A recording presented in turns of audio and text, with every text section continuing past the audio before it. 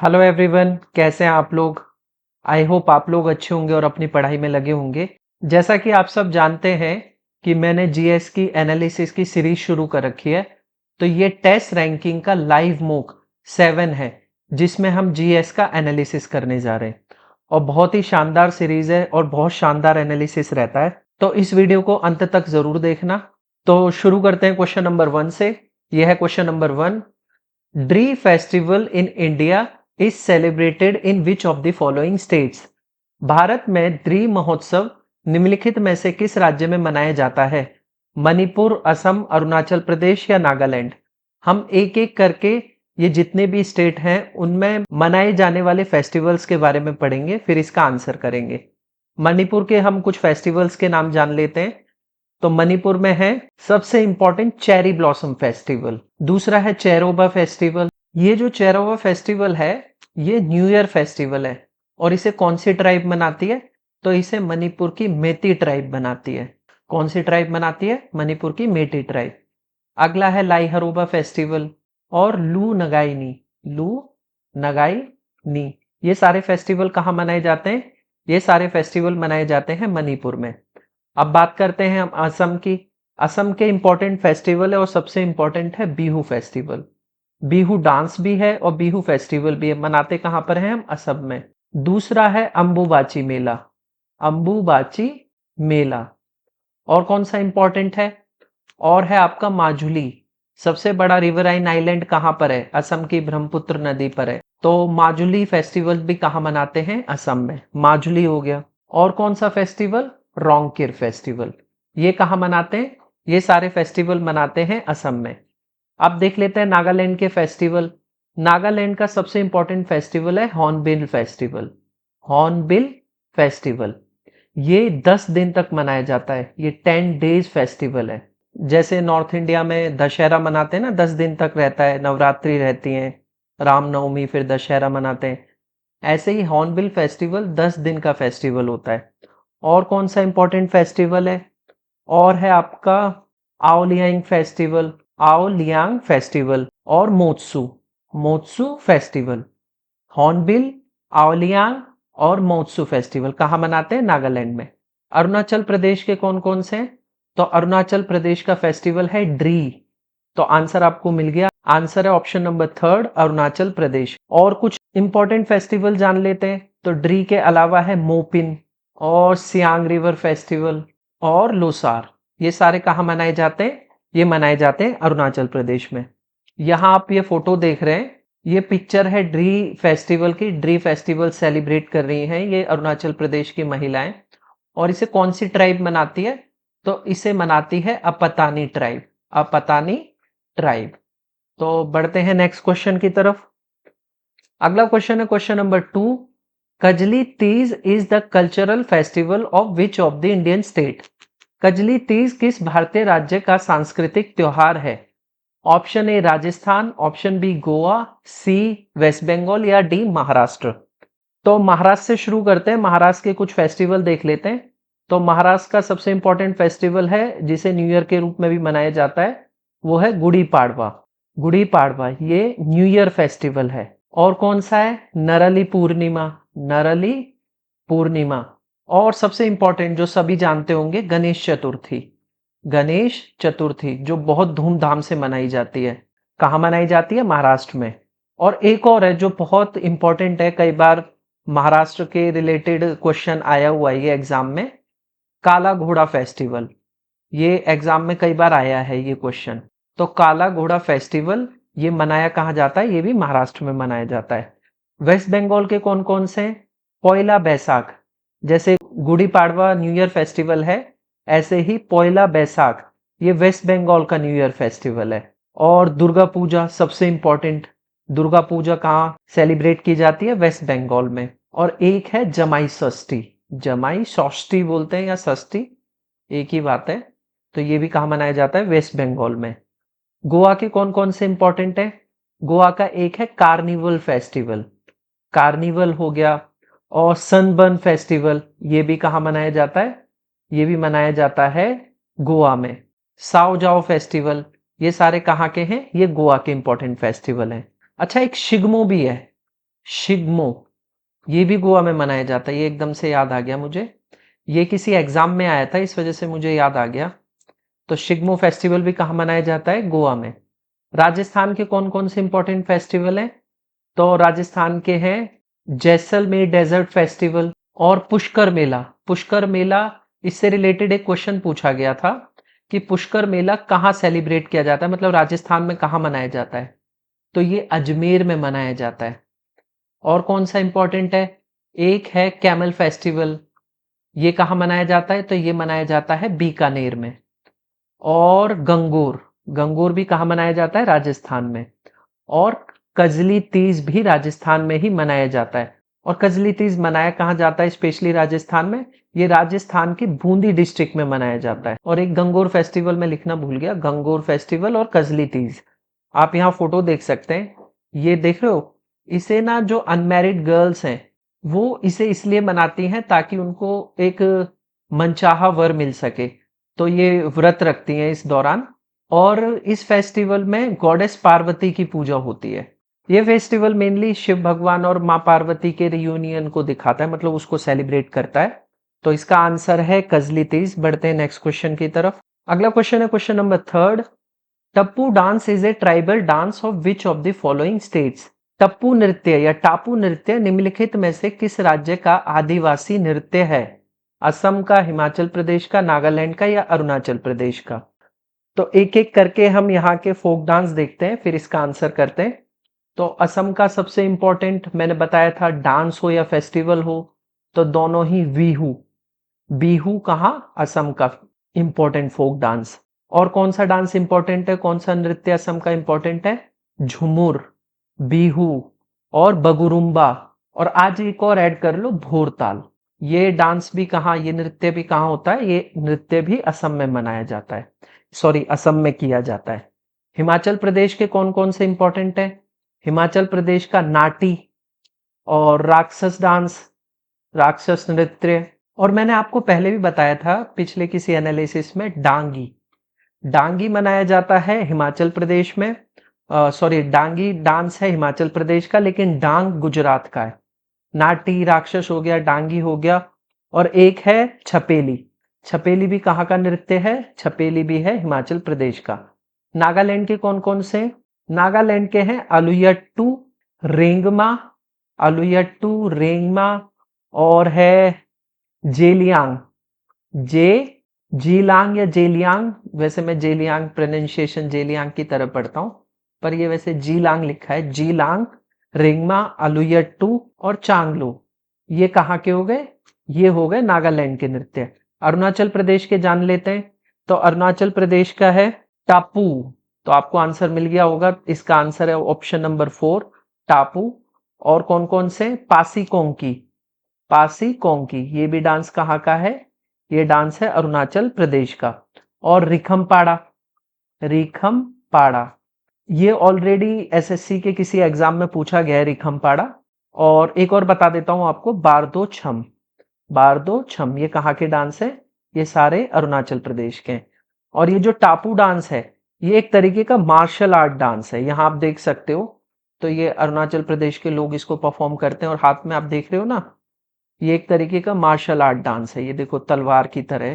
तो ये एक मार्शल आर्ट डांस है। तो बढ़ते हैं नेक्स्ट क्वेश्चन की तरफ। अगला क्वेश्चन है question number 4। In basketball what does the term triple double means? Basketball में ट्रिपल डबल शब्द का अर्थ क्या है? अच्छा, यहाँ एक पिक्चर है, मैंने एक पिक्चर लगाई है, आप यहाँ से देख सकते हैं कि बास्केटबॉल ऐसा होता है, एक कोर्ट होता है और दोनों साइड बास्केट रिंग लगाई जाती है। देखो एक यहाँ है, एक वहां होगी, और ये बास्केटबॉल है। इसमें जो पर टीम में जो मेंबर होते हैं, दो टीम होती हैं और दोनों टीम में 5-5 प्लेयर होते हैं। तो टोटल कितने प्लेयर होते हैं? टोटल वैसे 10 प्लेयर होते हैं, लेकिन एक टीम के अंदर 5 प्लेयर होते हैं। इससे रिलेटेड क्वेश्चन ये भी आता है कि बास्केटबॉल से रिलेटेड टर्म कौन कौन सी हैं, या मतलब टर्म दे देते हैं, ये पूछते हैं कि कौन से स्पोर्ट से रिलेटेड है।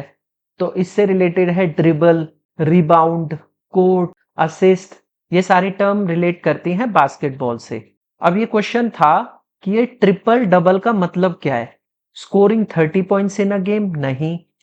Making 3 consecutive 3 pointers? ये भी नहीं। नन ऑफ द अबव नहीं। इसका आंसर है option number 2, achieving double digit in 3 statistic category. ये स्टैटिकल कैटेगरी क्या क्या है? पॉइंट्स, एग्जाम्पल के तौर पे मैं बता देता हूं, इनमें से कोई 3 पॉइंट्स किए हों, रिबाउंड मतलब कि 2 डिजिट से ज्यादा, यानी 10 से ज्यादा, यानी अगर मान लो इसने 26 पॉइंट लिए और इसने 10 रिबाउंड या 12 रिबाउंड किए हैं और असिस्ट किए हैं, 15 असिस्ट हैं इसके, तो इसको क्या बोला जाता है? इसको बोला जाता है एक प्लेयर ने किया हो ये। जब ये एक प्लेयर अचीव करता है ना किसी पर्टिकुलर 3 कैटेगरीज के अंदर डबल डिजिट नंबर, तो उसे बोला जाता है ट्रिपल डबल। और इसके अलावा स्टील भी एक कैटेगरी होती है, ब्लॉक भी एक कैटेगरी होती है। और ऐसा करने वाला एक किसी प्लेयर का नाम बताऊं तो लेब्रॉन जेम्स, ये हैं जिन्होंने ऐसा किया है, जिन्होंने डबल ट्रिपल डबल स्कोर किया है। तो इस क्वेश्चन का आंसर था achieving double digits in 3 statistical category. अच्छा, मुझे कमेंट में ये बताना लेब्रॉन जेम्स कौन सी कंट्री के हैं, तो इसका आंसर मुझे कमेंट बॉक्स में करना। तो बढ़ते हैं नेक्स्ट क्वेश्चन की तरफ। अच्छा, वैसे रिबाउंड का मैं बता दूं, रिबाउंड होता क्या है? तो अगर जैसे बास्केट कर रहा है, ये बास्केट ना होके ये मिस कर जाती है और रिम से लग के नीचे गिर जाती है और किसी के उठाने से पहले वो बाउंस बैक कर जाती है और कोई प्लेयर उसको जब पिक कर लेता है पहला, तो उसको रिबाउंड क्रेडिट किया जाता है, मतलब उसको रिबाउंड का मौका मिलता है। तो ये रिबाउंड है। और ड्रिबल आप जानते हैं कि ये जो कोर्ट है, इस पर बॉल को लेते हैं हाथ में, बार बार बार बार बार बार नीचे उसको ड्रिबल करते हैं, उसे ड्रिबल कहते हैं। तो बढ़ते हैं नेक्स्ट क्वेश्चन की तरफ। अगला क्वेश्चन है question number 5। Guru Gopinath is related to which folk dance form? Guru Gopinath किस लोक नृत्य शैली से संबंधित है? वैसे ये फोक डांस नहीं है, ये असल में क्लासिकल डांस से संबंधित है। तो कौन सा डांस है? ये क्लासिकल डांस है। पोनुंग, पोनुंग नहीं, मैंने बताया क्लासिकल डांस है, पोनुंग तो एक फोक डांस है। और पोनुंग कहाँ का नृत्य है? तो पोनुंग है अरुणाचल प्रदेश का। और इसे कौन सी ट्राइब परफॉर्म करती है? तो इसे करती है आदि ट्राइब परफॉर्म। अब नेक्स्ट बात करते हैं हम कथक। कथक है उत्तर प्रदेश वाले रीजन में कथक को परफॉर्म किया जाता है। कथक के एक्सपोनेंट कौन कौन से हैं? तो सबसे इंपॉर्टेंट नाम बिरजू महाराज, बिरजू महाराज, लच्छू महाराज, शंभू महाराज। और ये तो आपको याद ही होंगे, कुछ अलग नाम और बता देता हूं, जैसे शोभना नारायण, शोभना नारायण। और कौन सा? अदिति मंगल दास इससे रिलेटेड है, कथक से अदिति मंगल दास। और एक इंपॉर्टेंट है जिनका नाम है कुमुदिनी लखिया, कुमुदिनी लखिया। बिरजू महाराज हो गए, शंभू महाराज, अचन महाराज, लच्छू महाराज, शोभना नारायण, अदिति मंगल दास, कुमुदिनी लखिया और एक सितारा देवी। ये सारे किससे रिलेट करते हैं? ये सारे कथक डांस से रिलेट करते हैं। और कथकली, मणिपुरी बता देता हूं फिर कथकली। तो मणिपुरी के सबसे इंपॉर्टेंट एक्सपोनेंट हैं गुरु बिपिन सिंह, गुरु बिपिन सिंह। और झावेरी सिस्टर, झावेरी सिस्टर्स। और हैं निर्मला मेहता और चारू माथुर, निर्मला मेहता और चारू माथुर।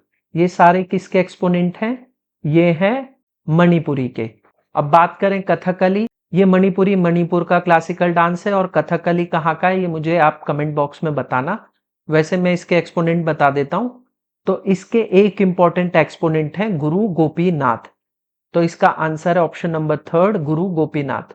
गुरु गोपीनाथ के अलावा मैं आपको बता देता हूं और कौन कौन से इंपॉर्टेंट एक्सपोनेंट हैं। तो एक है के एन नायर, कुंचुकुरुप, मिलेना साल्वोनी, मिलेना साल्वोनी और गुरु गोपीनाथ। ये आप जो फोटो देख रहे हैं ये हैं गुरु गोपीनाथ। और किससे रिलेटेड है ये कथकली से रिलेटेड है। और कथकली कहाँ का क्लासिकल डांस है ये आप मुझे कमेंट बॉक्स में बताना। तो बढ़ते हैं नेक्स्ट क्वेश्चन की तरफ। अगला क्वेश्चन है question number 6। Which of the following is an ancient book written by Banabhatta? निम्नलिखित में से कौन सी पुस्तक बाणभट्ट के द्वारा लिखी गई प्राचीन पुस्तक है? बाणभट्ट के द्वारा 2 बुक्स लिखी गई हैं। एक का नाम है कादंबरी और दूसरी का नाम है हर्षचरित्र। तो कौन कौन सी बुक है? एक है कादंबरी और दूसरी है हर्षचरित्र। तो ऑप्शन कादंबरी, मृच्छकटिका, मेघदूतम, गीत गोविंद। तो इसका आंसर है ऑप्शन नंबर 1 कादंबरी। किसने लिखी है? बाणभट्ट ने। और बाणभट्ट किसके कोर्ट पोइट थे? हर्षवर्धन के। और हर्षवर्धन ने कौन कौन सी किताबें लिखी हैं? तो इन्होंने भी 2 बुक्स लिखी हैं। एक का नाम है रत्नावली और दूसरी का नाम है नागनंदा। रत्नावली और नागनंदा, ये 2 किताबें किसने लिखी हैं? हर्षवर्धन ने। मृच्छकटिका किसने लिखी है? मृच्छकटिका लिखी है शूद्रक ने। वहीं मेघदूतम किसने लिखी है?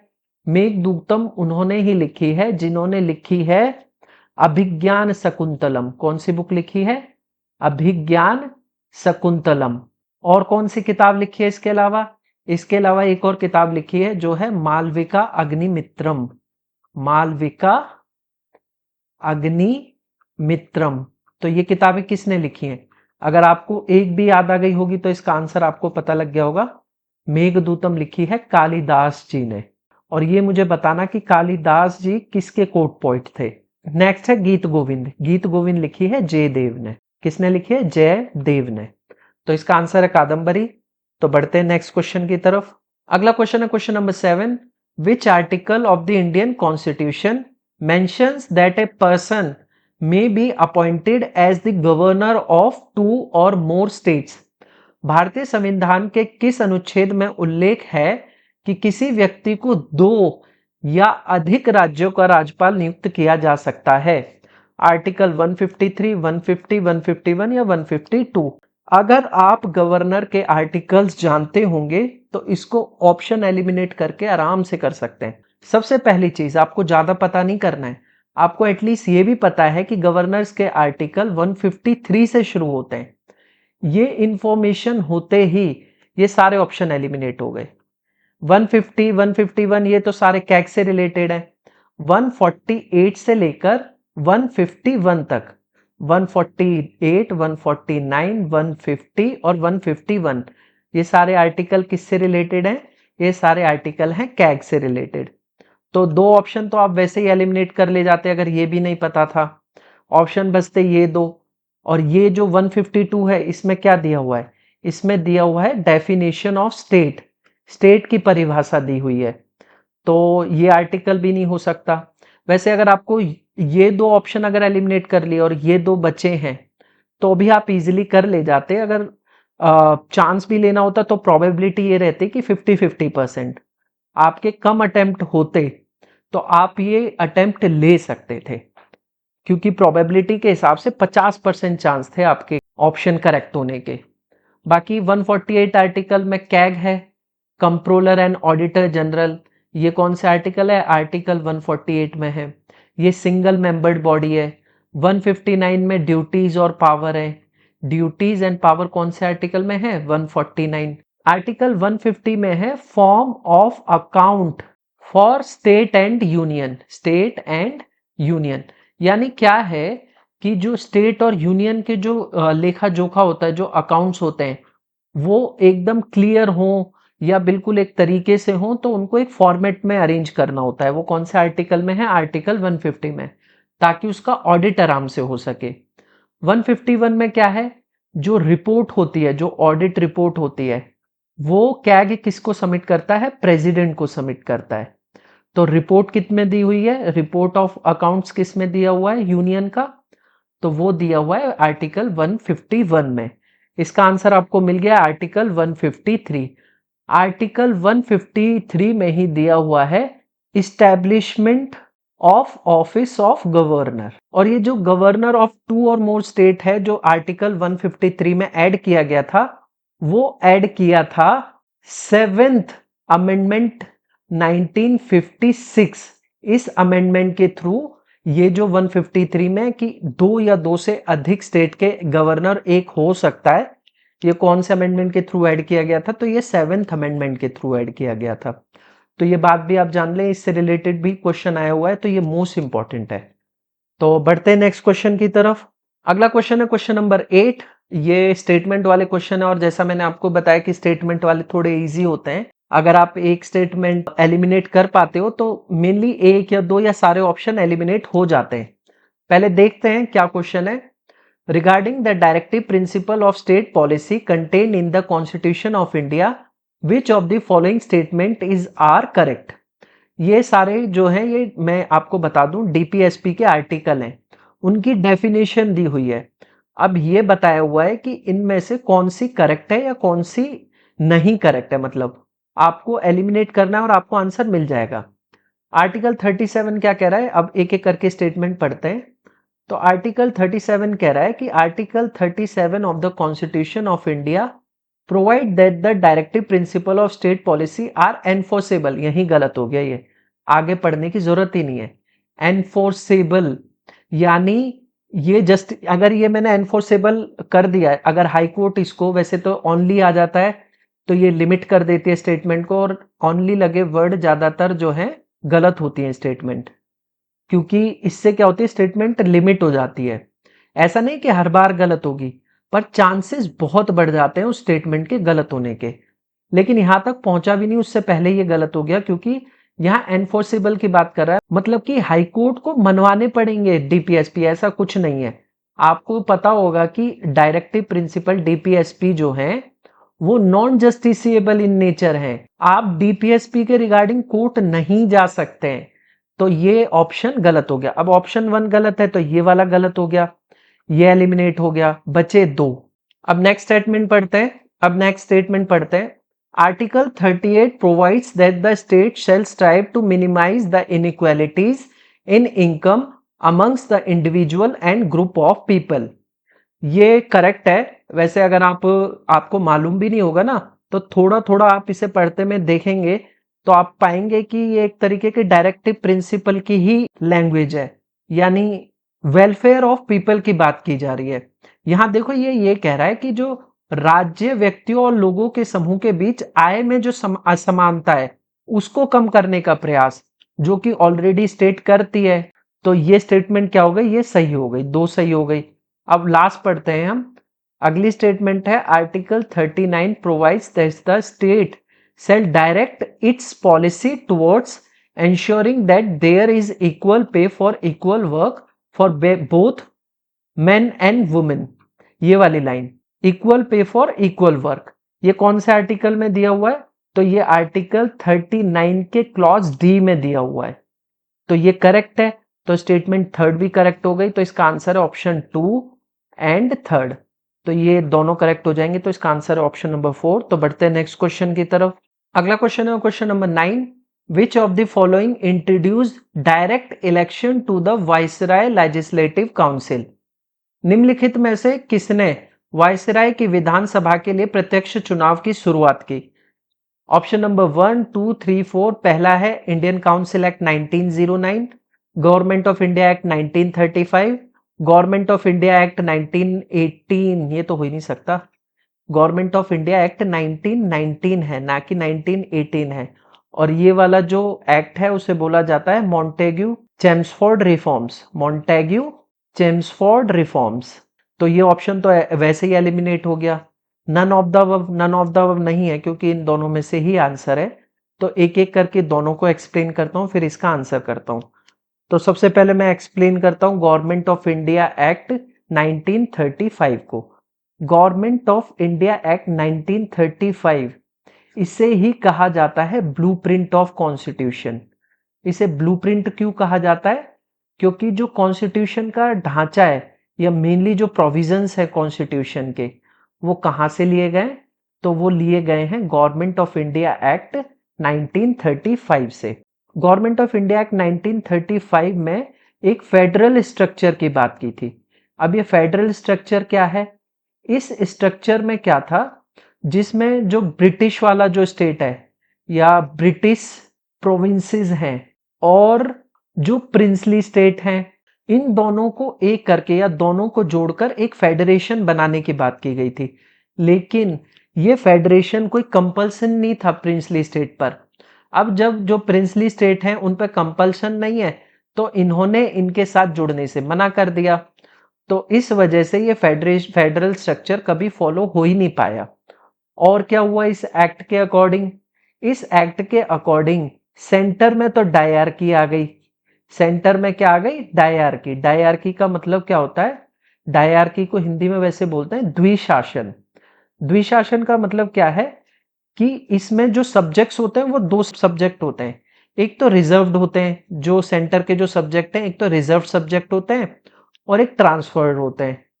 ये जो ट्रांसफर्ड सब्जेक्ट है, इस पे जो कंट्रोल होता है वो होता है इंडियन मिनिस्टर का, और जो ये रिजर्व्ड सब्जेक्ट है इस पर जो कंट्रोल होता है वो होता है वाइसराय का। वैसे तो ये जो सब्जेक्ट्स हैं इन पे कंट्रोल वाइसराय और इंडियन मिनिस्टर का है, लेकिन पूरी तरह वैसे कंट्रोल वाइसराय का ही होता है। और जो प्रोविंस प्रोविंस में जो पहले गवर्नमेंट ऑफ इंडिया एक्ट 1919 के तहत जो डायरकी लागू की गई थी उसको खत्म कर दिया, और प्रोविंसेस यानी प्रांतों को क्या दे दी, ऑटोनॉमी, स्वसत्ता दे दी। किसको दे दी, प्रोविंसेस को। तो ऑटोनॉमी कहाँ प्रोवाइड कर दी, प्रोविंसेस में। और क्या हुआ था गवर्नमेंट ऑफ इंडिया एक्ट 1935 के तहत, इसके तहत फेडरल कोर्ट सेटअप किया गया। और ये कोर्ट कब सेटअप किया गया था, ये सेटअप किया था 1937 5 कह रहा हूं, 1937 में। और बाद में इसे ही 1950 में इसका नाम चेंज करके क्या कर दिया था, इसे ही बोला गया supreme court of India. Supreme court of India. तो जो सुप्रीम कोर्ट ऑफ इंडिया का जो बेसिक स्ट्रक्चर है वो पहले कौन सा था, फेडरल कोर्ट्स के रूप में 1937 में सेटअप हुई थी।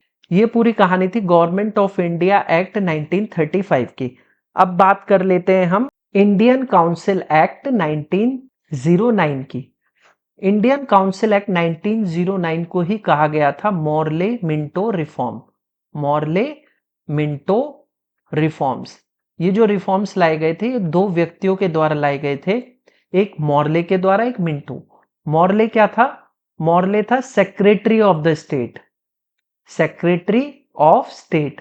और मिंटो कौन था, मिंटो इस टाइम था वॉइस रॉय। तो इन दोनों के द्वारा लाए गए रिफॉर्म्स को कहा जाता है इंडियन काउंसिल एक्ट 1909। मिंटो को ही बोला जाता है फादर ऑफ कम्युनल इलेक्टोरेट। इसे फादर ऑफ कम्युनल इलेक्टोरेट क्यों बोला जाता है, इसे फादर ऑफ कम्युनल इलेक्टोरेट इसलिए बोला जाता है क्योंकि इसने सेपरेट इलेक्टोरेट की बात की थी। ये सेपरेट इलेक्टोरेट किसके लिए, ये सेपरेट इलेक्टोरेट मुस्लिम्स के लिए। इसने क्या करना चाहा, इसने ये जो इंडियन काउंसिल एक्ट के थ्रू जो यूनिटी है, इंडियन यूनिटी है, उसको तोड़ना चाहा। इसने क्या लागू करना चाहा, डिवाइड एंड रूल वाली पॉलिसी, तोड़ो और फिर शासन करो। बाकी ये पहला एक्ट ही है जिसमें पहली बार ऐसा हुआ था कि जो इंडियंस हैं उनको पार्टिसिपेशन का मौका मिला। वैसे तो ये लिमिटेड था, फिर भी पार्टिसिपेशन का मौका मिल गया था, किसमें, लेजिस्लेटिव काउंसिल में।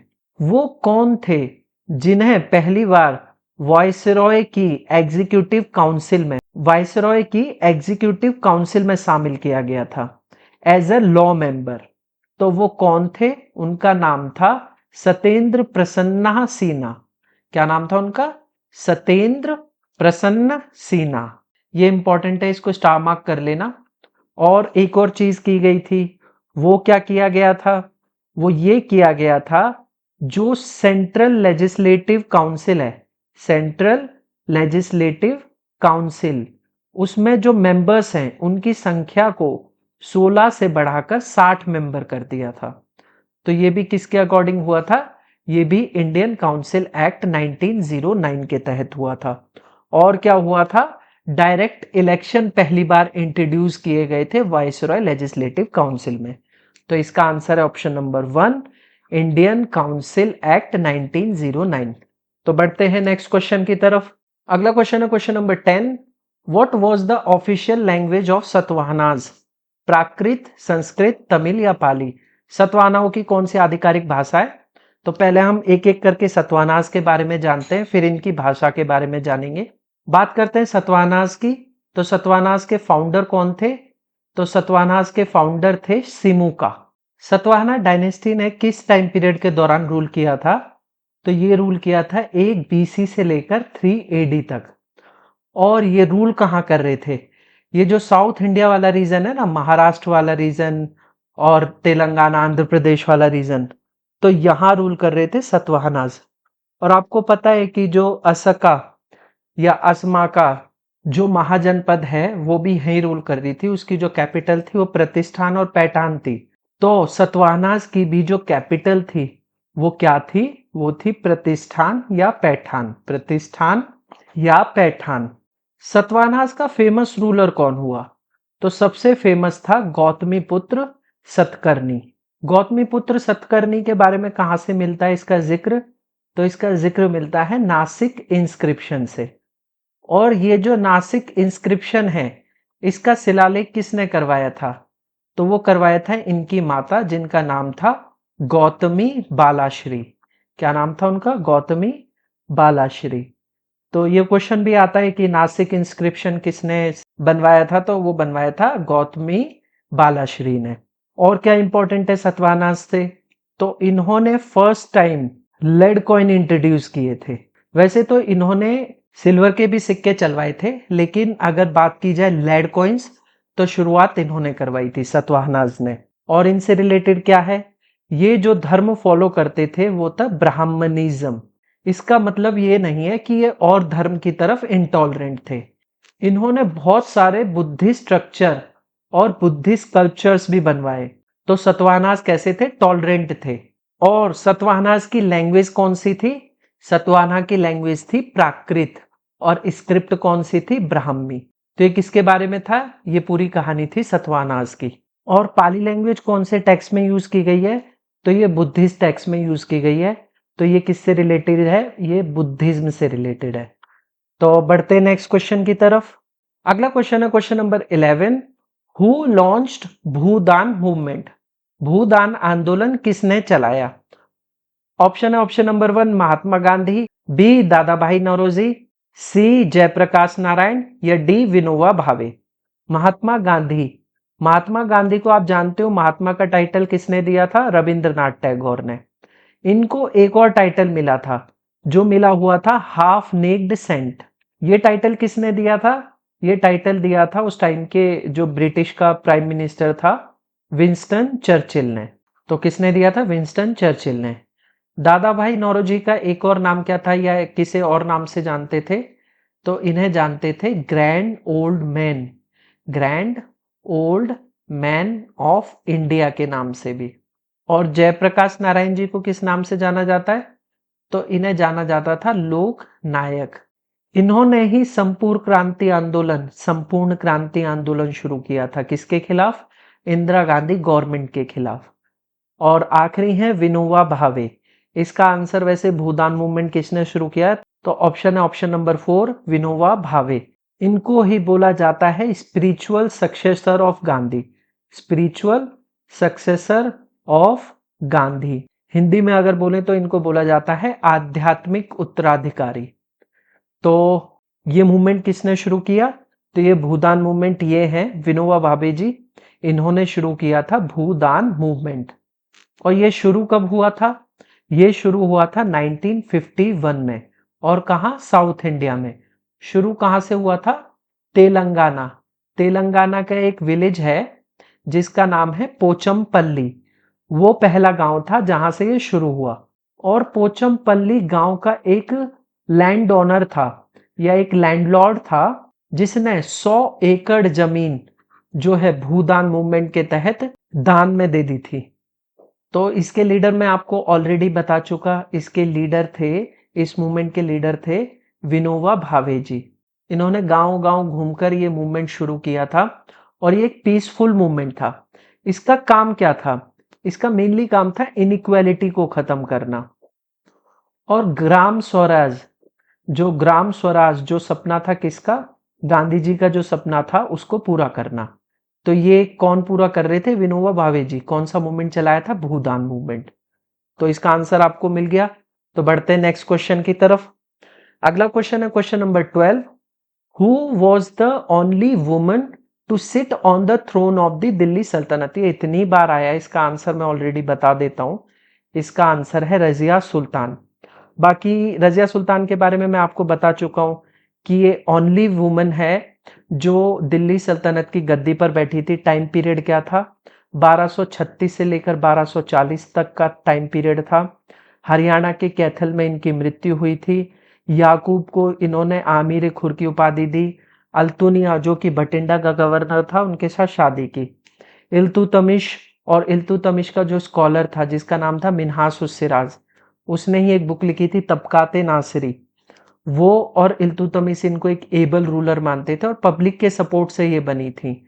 जो दिल्ली सल्तनत की गद्दी पे बैठी थी, पब्लिक सपोर्ट से, लेकिन इनके खिलाफ विद्रोह बढ़ते रहे थे, जिस वजह से 1240 में इनको मार दिया गया था, इनको और अल्तुनिया को। बाकी आंसर आपको मिल गया, इन सब के बारे में जान लेते हैं। नूरजहां का जो रियल नेम है, इनका रियल नेम था मेहरुनिशा। मेहरुनिशा। और ये किसकी वाइफ थी? ये जहांगीर की पत्नी थी। और नूरजहां काफी एबल थी, यानी ये जो पॉलिटिक्स है, ट्रेड में, उस जहांगीर को जो है बहुत हेल्प करती थी। तो जहांगीर ने इन्हें एक टाइटल और दिया था, एक टाइटल से और जाना जाता है, पाशा बेगम। तो किसे जाना जाता था पाशा बेगम के नाम से, या पाशा बेगम किसको टाइटल दिया गया था? नूरजहां को। मुमताज महल। मुमताज महल का रियल नेम था अर्जुमंद बानो बेगम। अर्जुमंद बानो बेगम। ये किसकी पत्नी थी? इनके पति का नाम था खुर्रम। अब बहुत सारे लोग कंफ्यूज हो गए होंगे, मुमताज महल की शादी तो उनसे हुई थी, क्या नाम है, शाहजहां। तो शाहजहां के जो बचपन का नाम था वो था खुर्रम। शाहजहां। तो शाहजहां की वाइफ का नाम क्या था? मुमताज महल। इन्हीं की याद में ही ये आप देख रहे हो ना, ये फोटो, ये किसकी है? रजिया सुल्तान की। रजिया सुल्तान। वापस आते हैं उस पे, एक्सप्लेन कर रहा था मैं इसको। शाहजहां ने मुमताज महल की याद में ही ताजमहल बनवाया था। वैसे आंसर रजिया सुल्तान है, मैं ये बाकी ऑप्शंस को थोड़ा एक्सप्लेन कर रहा हूं। जहां आरा जो बेटी थी वो थी शाहजहां की। जब मृत्यु होने वाली थी शाहजहां की, तो जहां आरा ही थी जिन्होंने शाहजहां का साथ दिया था, उस टाइम पे जो सेवा की थी वो जहां आरा ने ही की थी। तो आंसर आपको मिल गया होगा, ये रजिया सुल्तान है। इनका टाइम पीरियड क्या था? 1236 से लेकर 1240। बाकी मैंने आपको बता दिया इनके बारे में। तो बढ़ते हैं नेक्स्ट क्वेश्चन की तरफ। अगला क्वेश्चन है question number 13। What is the eightfold path known as in Buddhism? बौद्ध धर्म में अष्टांगिक मार्ग को क्या कहा जाता है? ये क्वेश्चन में इसका आंसर है, इसको क्या ही एक्सप्लेन करें। धर्म चक्र प्रवर्तन, अष्टांगिका मार्ग, यही इसका आंसर है। यहाँ देख रहे हो ना, अष्टांगिक मार्ग, अष्टांगिक मार्ग। तो इसका आंसर है अष्टांगिक मार्ग। अब जरा बुद्धिज्म की बात आई है तो थोड़ा बुद्धिज्म के बारे में पढ़ लेते हैं। तो बुद्धिज्म के फाउंडर कौन है? तो बुद्धिज्म के फाउंडर हैं गौतम बुद्ध। गौतम बुद्ध के बचपन का नाम क्या था? तो गौतम बुद्ध के बचपन का नाम था सिद्धार्थ। इनका जन्म कब हुआ? इनका जन्म हुआ था 563 बीसी। कहाँ हुआ था? लुम्बिनी। आज लुम्बिनी कहाँ है? तो लुम्बिनी है नेपाल में। और रिनंशिएशन यानी गृह त्याग, ये कब हुआ था? तो इन्होंने गृह त्यागा था 29 साल की उम्र में। और इसी को ही डिपिक्ट करते हैं या डिनोट करते हैं हॉर्स, घोड़े से। और इन्हें ज्ञान प्राप्ति कब हुई? एनलाइटमेंट यानी ज्ञान प्राप्ति, वो हुई थी इन्हें बोधि ट्री के नीचे। और कहा? बोध गया, बिहार में। और ये धर्म चक्र परिवर्तन किसे बोला जाता है? ये बोला जाता है पहला सरमन। जो फर्स्ट सरमन जो इन्होंने दिया था, कहाँ दिया था? सारनाथ में दिया था। उसे ही बोला जाता है धर्म चक्र परिवर्तन। और ये जो सरमन है, इसको डिनोट किससे किया जाता है? इसको डिनोट किया जाता है व्हील से। और बुद्धिज्म के कितने नोबल ट्रूथ्स हैं? तो बुद्धिज्म के अंदर है 4 नोबल ट्रूथ्स। वो 4 नोबल ट्रूथ क्या है? पहला, कि संसार में दुख है। और दुख का कारण क्या है? दुख का कारण है डिजायर, समुदाय। समुदाय यानी डिजायर कारण है किसका? इच्छाएं कारण है दुख का। अब इस दुख को कैसे खत्म किया जा सकता है? तो निरोध यानी डिजायर्स यानी इच्छाओं पर रोक लगा दो। इन पर रोक लगा दोगे तो दुख अपने आप खत्म हो जाएगा। और इनको रोका कैसे जा सकता है या इनको एंड कैसे किया जा सकता है? तो अगला जो लास्ट नोबल ट्रूथ है वो है मग। मग या मार्ग। वो मार्ग कौन सा? फॉलो करना है 8 फोल्ड पाथ यानी अष्टांगिका मार्ग। इस पर चलोगे तो क्या होगा? डिजायर्स खत्म होंगी। डिजायर्स खत्म यानी इच्छाएं खत्म होंगी। इच्छाएं खत्म तो दुख खत्म। ये 4 नोबल ट्रूथ्स किसके थे? ये 4 नोबल ट्रूथ्स थे बुद्धिज्म के। और अष्टांगिका मार्ग या 8 फोल्ड पाथ में क्या आता है? 8 फोल्ड पाथ में आता है, ये है 8 fold path. Right understanding, right thought, ये डेवलप करना है। राइट अंडरस्टैंडिंग डेवलप करनी है, right thought, right speech, right action होना चाहिए, right livelihood, right effort, right mindfulness और राइट कॉन्सेंट्रेशन। ये 8 फोल्ड पाथ अगर फॉलो करोगे तो आपकी डिजायर्स क्या होंगी? वो खत्म हो जाएंगी। तो ये किससे रिलेटेड था? ये बुद्धिज्म से रिलेटेड था। अच्छा, इनकी डेथ कहाँ हुई थी? तो गौतम बुद्ध की डेथ हुई थी कुशीनगर में। और कब हुई थी? 483 बीसी में, जब बुद्धिज्म की पहली काउंसिल भी हुई थी, फर्स्ट बुद्धिज्म काउंसिल हुई थी। ये मैं आपको पढ़ाऊंगा नहीं क्योंकि ऑलरेडी कई बार मैं आपको पढ़ा चुका हूं चारों बुद्धिज्म काउंसिल। आप इसे कमेंट बॉक्स में कमेंट कर सकते हैं, एक बार आपका रिवीजन हो जाएगा। और इस डेथ को क्या कहा गया? इस डेथ को कहा जाता है, जो ये गौतम बुद्ध की जो मृत्यु थी, इसे कहते हैं महापरिनिर्वाण। तो बढ़ते हैं नेक्स्ट क्वेश्चन की तरफ। इसका आंसर आपको मिल गया होगा, अष्टांगिका मार्ग। अगला क्वेश्चन है question number 14। Who was the first to propose the 5 kingdom classification of living organism? जीवों के 5 जगत वर्गीकरण का प्रस्ताव सर्वप्रथम किसने दिया था? Aristotle, Charles Darwin, Robert H Whittaker या आर एच विटेकर या नन ऑफ द अबव? तो ये तो नहीं हो सकता, इन तीन में से तो कोई है। एरिस्टोटल को ही बोला जाता है फादर ऑफ पॉलिटिकल साइंस। इन्हें फादर ऑफ पॉलिटिकल साइंस भी बोला जाता है, और इन्हें ही बोला जाता है, एक बायोलॉजी की ब्रांच है जूलॉजी, तो फादर ऑफ जूलॉजी भी किसे बोला जाता है? एरिस्टोटल को। चार्ल्स डार्विन को क्या बोला जाता है? चार्ल्स डार्विन को बोला जाता है फादर ऑफ इवोल्यूशन, यानी विकास के जनक। आपने नेचुरल सिलेक्शन थ्योरी के बारे में तो पढ़ा ही होगा या सुना होगा कहीं ना कहीं। वो ये है कि अगर कोई ऑर्गेनिज्म है, वो धीरे धीरे अडेप्ट करता रहता है, और उस एडेप्टेशन की वजह से उसकी बॉडी में जो है वो इवॉल्व कर जाता है, यानी इवोल्यूशन हो जाता है। ये किसने एक्सप्लेन किया था? ये किया था चार्ल्स डार्विन ने। बाकी 5 किंगडम क्लासिफिकेशन किसने दिया था? आर एच विटेकर ने। तो इसका आंसर क्या है? R H Whittaker. अच्छा, मैं पहले आपको ये बता दूं, आर एच विटेकर ने 5 किंगडम क्लासिफिकेशन कब दिया था? तो ये दिया था 1969 में। अब क्लासिफिकेशन का आधार क्या है? हम वर्गीकृत क्यों करते हैं? आपको एक एग्जांपल देता हूं, उससे आप अच्छे से समझोगे। कि आप अगर कभी किसी मेडिकल स्टोर पे जाते हैं, तो आप वहां देखते होंगे कि आप उसको एक पर्टिकुलर ड्रग है, कोई भी बोल दो, जैसे पैरासीटामोल आपको चाहिए, आप उसको नाम लेते हो, वो तुरंत जाता है एक पर्टिकुलर शेल्फ पे जाएगा और उसको खोलेगा, वो ड्रग लेकर आएगा और आपको दे देगा। ऐसा क्यों? या किसी आप मेडिकल स्टोर पे ना जाओ, किसी जनरल स्टोर पे भी जाओगे, तो उसको बोलोगे कि आप मुझको सोप दे दो, साबुन दे दो, तो उसने क्या है ना, वो सेक्शन बना रखे हैं। एक सोप का सेक्शन है, एक ऑयल का सेक्शन है, एक जगह वो ग्रेन्स वगैरह, आटा वगैरह सब रखता है।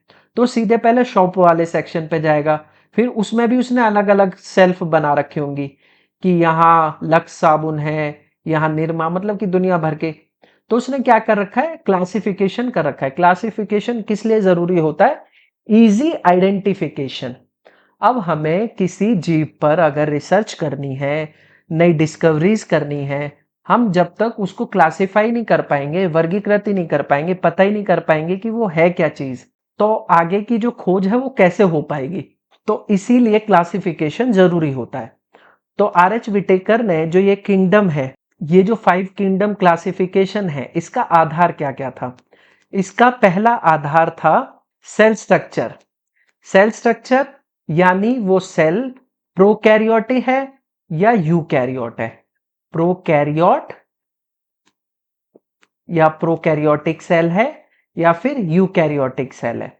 अब इन दोनों में अंतर क्या होता है? इन दोनों में मैं आपको एक सिंपल सा अंतर बताऊं तो प्रोकैरियोटिक सेल कौन सी होती है? ये होती है सिंपल, या इन्हें ही कहा जाता है प्रिमिटिव सेल, प्राचीन सेल। ये कौन सी है? Primitive cell. तो प्रोकैरियोटिक कैसी हो गई? प्रिमिटिव। और यूकैरियोटिक सेल कौन सी होती है? ये होती है कॉम्प्लेक्स। अब एक एग्जांपल देता हूं, आप जैसे एक घर है, रेंट पे ले रखा है किसी व्यक्ति ने, तो वो क्या होता है, उसके पास इतने पैसे नहीं है तो वो एक बड़ा सा हॉल ले लेता है। अब उस बड़े से हॉल में एक साइड वो अपना फोल्डिंग लगा लेगा या बेड लगा लेगा, वहीं सामने की तरफ उसने एक गैस रख दी, तो वहीं खाना वाना बनाने लगा, तो ये किचन हो गया। एक साइड उसने यहाँ पर अपना जो है टंकी है, तो यहाँ पे अपने बर्तन वर्तन धो लेता है या कपड़े वपड़े धो लेता है, यही हो गया। मतलब क्या है, एक ही कमरे के अंदर बिना कोई पार्टीशन के सब चीज है। बेडरूम भी है, किचन भी है और बाथरूम भी है। ये एक तरीके का किसका एग्जाम्पल है, ये होगी प्रोकैरियोटिक सेल। प्रोकैरियोटिक सेल में असल में कोई जो ये कंपार्टमेंट नहीं होते हैं, यानी जो मेम्ब्रेन बाउंड ऑर्गेनल्स नहीं होते हैं, मेम्ब्रेन बाउंड ऑर्गेनल्स नहीं होते हैं। ठीक है, कौन सी सेल्स में, प्रोकैरियोटिक सेल्स में। और न्यूक्लियस नहीं होता है, न्यूक्लियस नहीं होता है। वहीं यूकैरियोटिक सेल्स में मेम्ब्रेन बाउंड ऑर्गेनल्स भी होते हैं, न्यूक्लियस भी होता है। यूकैरियोटिक सेल एक तरीके से मान लो कि एक लग्जरी अपार्टमेंट, जिसमें आपके बेडरूम में भी कंपार्टमेंट है, मतलब बेडरूम में भी दीवार है, आपका किचन भी अलग है, आपका बाथरूम भी अलग है। तो ऐसे आपको समझ आया होगा, मैंने थोड़ा सा आपको समझाने की कोशिश की है प्रोकैरियोटिक और यूकैरियोटिक में अंतर। तो एक क्लासिफिकेशन का जो बेस हो गया, एक हो गया सेल स्ट्रक्चर।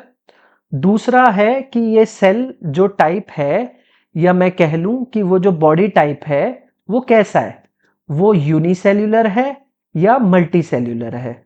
यानी हिंदी में से कहते हैं एक कोशीय या फिर बहुकोशीय, मल्टीसेल्यूलर या यूनिसेल्यूलर। एक ये हो गया क्लासिफिकेशन का आधार। और क्या होता है, और है मोड ऑफ न्यूट्रिशन।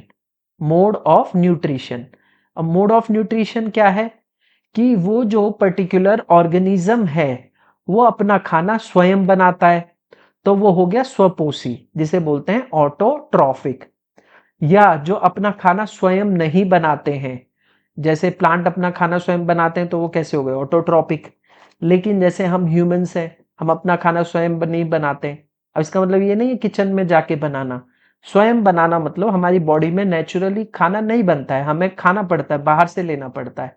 तो हम कैसे हैं, हम हैं विषमपोषी, हेट्रोट्रॉफिक्स हैं।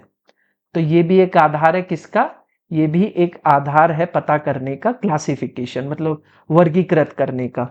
और क्या आधार हो सकता है, और आधार हो सकता है प्रजनन, रिप्रोडक्शन के। प्रजनन लैंगिक है या अलैंगिक है, यानी सेक्सुअल रिप्रोडक्शन है या फिर असेक्सुअल मोड ऑफ रिप्रोडक्शन है, इसके आधार पर भी हम वर्गीकृत करते हैं। अच्छा, इस आधार पे जो 5 किंगडम विटेकर ने डिवाइड किए थे वो कौन कौन से हैं? उसमें सबसे पहला था मोनेरा। अब ये जो मोनेरा था, इसमें जो सेल स्ट्रक्चर था ये प्रोकैरियोटिक थे और यूनिसेल्युलर थे। और क्या था, इनका मोड ऑफ न्यूट्रिशन, ये ऑटोट्रॉपिक भी थे और ये हेट्रोट्रॉपिक भी थे, दोनों टाइप का न्यूट्रिशन था इनके अंदर। और क्या था, सेक्सुअली इनके अंदर जो रिप्रोडक्शन था वो मेनली असेक्सुअल रिप्रोडक्शन था। तो ये कौन सा हो गया, ये हो गया पहला मोनेरा। दूसरा मोनेरा के वैसे एग्जाम्पल क्या क्या है, इसके एग्जाम्पल है बैक्टीरिया और साइनोबैक्टीरिया। ये किसके एग्जाम्पल हैं, ये है मोनेरा के। ये पहला किंगडम हो गया। दूसरा किंगडम कौन सा था, तो दूसरा था प्रोटिस्टा। अब प्रोटिस्टा का जो सेल स्ट्रक्चर है वो यूकैरियोटिक है, अलग है ना, यहाँ प्रोकैरियोट है, ये यूकैरियोट है। लेकिन इसका जो बॉडी टाइप है वो यूनिसेल्युलर था। और मोड ऑफ न्यूट्रिशन कैसा, ये ऑटोट्रॉपिक भी थे और हेट्रोट्रॉपिक भी थे। और इसके एग्जाम्पल क्या क्या हो गए, इसका एग्जाम्पल है, एक हो गया अमीबा, इसका एग्जाम्पल है पैरामीशियम, इसका एक एग्जाम्पल है। वो जो देखिए ना चप्पल जैसा फिगर है, ऐसा ऐसा पैरामीशियम का, यहाँ सीलिया सी होती हैं, तो ये पैरामीशियम भी इसका एग्जाम्पल है, प्रोटिस्टा का, और अमीबा भी। तीसरा है फंजाई। फंजाई फंजाई कैसे, मतलब क्या होता है, सेप्रोफाइट्स होते हैं।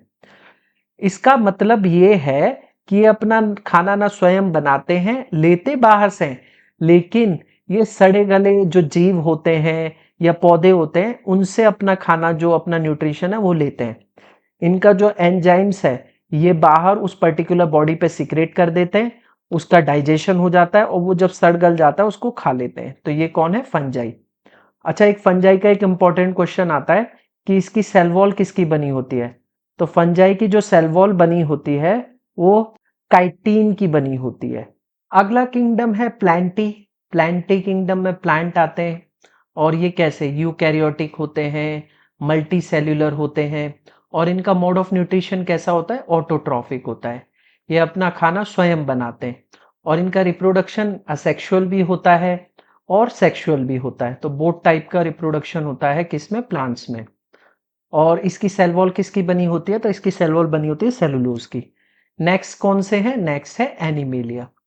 और एनिमेलिया में भी सेम यूकैरियोटिक सेल होती है, मल्टी सेल्यूलर होते हैं और मोड ऑफ न्यूट्रिशन इनका होता है हेटेरोट्रॉफिक्स।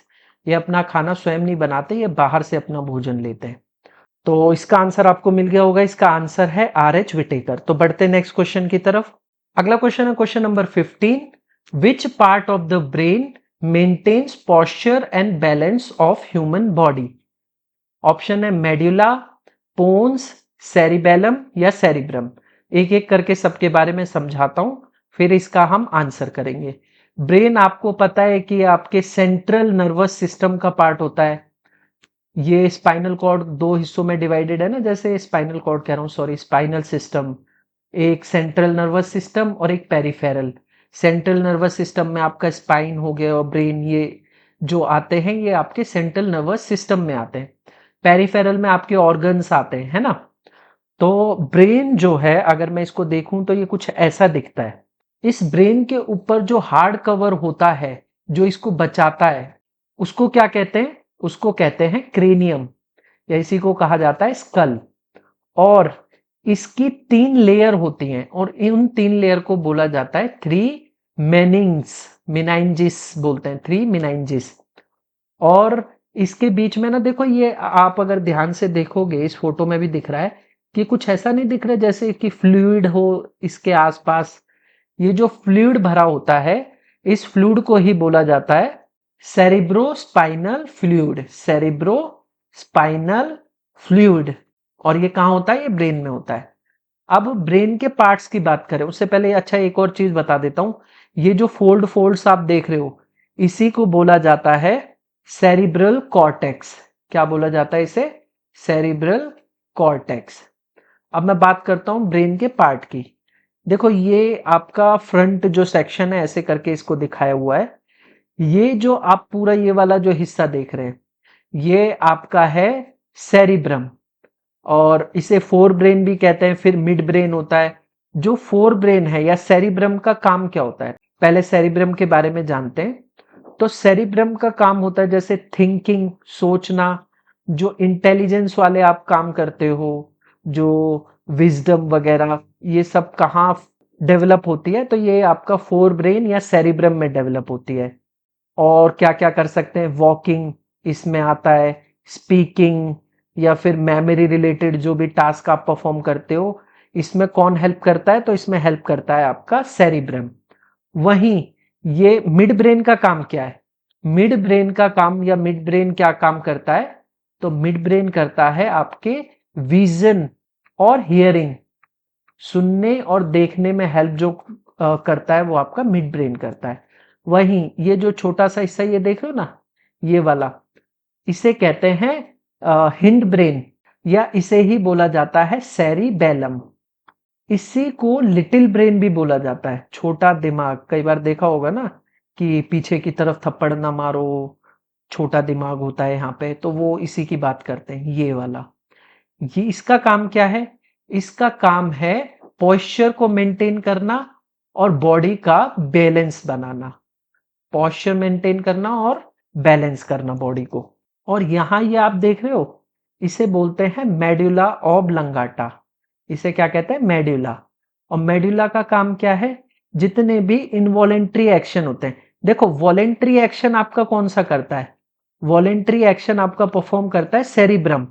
वहीं जितने भी इनवॉलेंट्री एक्शन होते हैं, जैसे कि आपका स्नीजिंग हो गया, या फिर ब्रीदिंग हो गया, स्नीजिंग हो गया, या दिल का धड़कना, हार्ट बीट हो गया, इस सब को कंट्रोल कौन करता है? तो इस सब को कंट्रोल करता है मेडुला। और यहाँ ये जो मटर के दाने के बराबर देख रहे हो, ये है आपकी पिट्यूटरी ग्लैंड। इसे ही बोलते हैं पीयूष ग्रंथि। इसे मास्टर ग्लैंड भी बोला जाता है। क्या बोला जाता है इसे? Master gland. और आपका ये वाला हिस्सा, ये है हाइपोथैलेमस। हाइपोथैलेमस का काम क्या है? हाइपोथैलेमस कंट्रोल करता है हंगर, भूख को। और क्या कंट्रोल करता है? थर्स्ट, प्यास को। और क्या कंट्रोल करता है? स्लीप, नींद को कंट्रोल करता है। और इमोशन को कंट्रोल करता है। और बॉडी टेम्परेचर को कंट्रोल करता है। कौन? हाइपोथैलेमस। और पोन्स का काम क्या होता है? पोन्स का काम होता है मेडुला को असिस्ट करना। तो वापस आते हैं, क्या पूछा था? पॉस्चर और बैलेंस कौन सा मेंटेन करता है? मेडुला। मेडुला तो नहीं है। मेडुला तो जो आपके अनैच्छिक कार्य होते हैं जैसे सांस लेना, इन सबको कंट्रोल करता है, तो ये नहीं है। पोन्स इसको असिस्ट करता है मेडुला को, तो ये भी नहीं है। सेरिब्रम, जो जितने भी मेन काम होते हैं थिंकिंग, इंटेलिजेंस के, वॉकिंग, सारे वॉलेंट्री एक्शन, ये सब कौन परफॉर्म करता है? सेरिब्रम, तो ये भी नहीं है। इसका आंसर क्या है? इसका आंसर है सेरिबेलम। अच्छा, सेरिब्रम के पार्ट भी होते हैं, जैसे ये फ्रंटल लोब हो गया, और ये टेम्पोरल लोब हो गया, और ये वाला जो हिस्सा ये ऑसिपिटल लोब हो गया, पैराइटल लोब हो गया। इसके बारे में मैं फिर कभी ऐसा क्वेश्चन आएगा तब बताऊंगा, क्योंकि बहुत ज्यादा हो जाएगा, इतना ही बहुत है आपके लिए आज के लिए। तो बढ़ते हैं नेक्स्ट क्वेश्चन की तरफ। अगला क्वेश्चन है question number 16। The geological survey of India has classified rock system of the country into how many major division? भारतीय भूवैज्ञानिक सर्वेक्षण ने देश की चट्टान प्रणालियों को कितने प्रमुख भागों में वर्गीकृत किया है? वैसे अगर किसी को अगर इसके बारे में नहीं पता होता तो वो सीधे इसका आंसर क्या करता? 3, जो कि आप गलत हो जाते। रॉक को 3 टाइप में डिवाइड किया गया है, लेकिन जीएसआई के अकॉर्डिंग नहीं। वो जो मैंने आपको बताया कि इग्नियस होती है एक टाइप ऑफ रॉक, एक सेडिमेंट्री होती है, एक मेटामॉर्फिक होती है जिसे आग्नेय चट्टान, अवसादी और रूपांतरित चट्टाने बोलते हैं। तो ये तो इसके टाइप हो गए, लेकिन जियोलॉजिकल सर्वे ऑफ इंडिया ने इनके टाइम पीरियड के हिसाब से कि ये कितनी पुरानी है, उस आधार पर इन्हें 4 भागों में वर्गीकृत किया है। अब एक एक करके मैं बता देता हूं, बहुत आराम आराम से समझाऊंगा और बहुत अच्छे से समझाऊंगा, एक बार में समझ आ जाएगा। पर कोशिश करना इसको ध्यान से सुनना, क्योंकि ये टॉपिक बहुत इतना फ्रिक्वेंट नहीं पूछा जाता है, ठीक है? लेकिन आपको इतना तो आना चाहिए कि अगर एग्जाम में से रिलेटेड कोई क्वेश्चन हो तो आप उसको अटेम्प्ट कर पाए। तो बताता हूं मैं आपको। जैसा कि मैंने आपको बताया, जियोलॉजिकल सर्वे ऑफ इंडिया ने इसे 4 मेजर पार्ट में डिवाइड किया हुआ है। सबसे पहला है Archaean rock system. Archaean rock system. अब देखो, ये सबसे पुराने से सबसे नए की तरफ हम चलेंगे, तो ये सबसे ओल्डेस्ट है। टाइम के अकॉर्डिंग ये सबसे पुरानी चट्टानें हैं। कौन सी? Archaean rock system. दूसरी कौन सी थी? तो दूसरी है पुराना। ये हिंदी में भी पुराना है और इंग्लिश में भी पुराना है। पुराना रॉक सिस्टम। और इसके बाद कौन सी? इसके बाद थी, इसका जो तीसरा मेजर डिवीजन है वो है Dravidian rock system. Dravidian rock system. और फोर्थ है आपकी आर्यन रॉक सिस्टम। ये हो गए 4 मेजर डिवीजन। अब मैं आर्कियन रॉक सिस्टम की बात करता हूं। सबसे पहले मैंने आपको पहले ही बताया, ये सबसे पुराना चट्टाने जो होती थी, सबसे पुरानी जो चट्टाने, और इनको भी 2 भागों में वर्गीकृत किया गया है। एक हो गई आर्कियन और दूसरी हो गई आपकी धारवाड़। वो जो धारवाड़ रॉक सिस्टम है, ये किस में आता है? आप आर्कियन रॉक सिस्टम में। जो आर्कियन वाली है इसमें आपकी आग्नेय चट्टाने आती हैं और आपकी आती हैं मेटामॉर्फिक, रूपांतरित चट्टाने। ये कौन सी हैं? ये आपकी आर्कियन रॉक सिस्टम के अंदर। ये जो चट्टाने होती हैं बहुत पुरानी होती हैं और इनमें फॉसिल्स नहीं पाया जाता है, ओल्डेस्ट होती हैं। आग्नेय की चट्टाने होती है मेटामॉर्फिक की, और इसी में ही सबसे ज्यादा जो खनिज पाए जाते हैं, मिनरल्स पाए जाते हैं, मेटेलिक, वो यही पाए जाते हैं। और ये जो धारवाड़ वाली होती हैं, ये इनका सेडिमेंटेशन हो जाता है, तो ये बाद में जो कन्वर्ट होके कैसी हो जाती है? धारवाड़ रॉक सिस्टम में कन्वर्ट हो जाती है। और ये कौन सी होती है? सेडिमेंट्री। ये अवसादी चट्टानें होती हैं, धारावाड़ वाली, ठीक है। और पुराना रॉक सिस्टम में क्या है, इसमें यही जो है मेटामॉर्फिक, मतलब इन्हीं में ही रूपांतरण हो जाता है।